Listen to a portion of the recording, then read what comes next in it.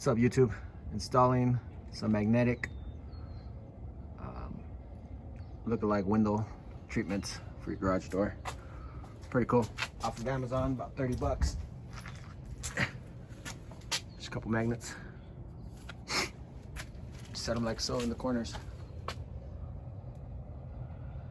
Added some satin paint, brown. And also added some trim, weather trimmer on the edge.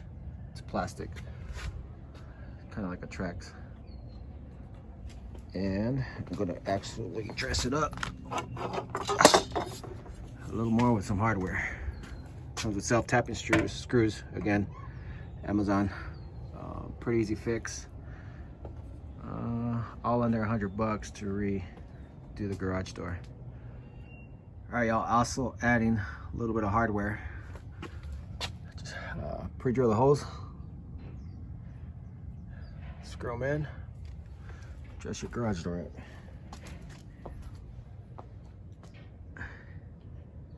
Hey, looks like I got windows and barn door hardware. Here's the finished product. Barn door hinges and magnetic windows.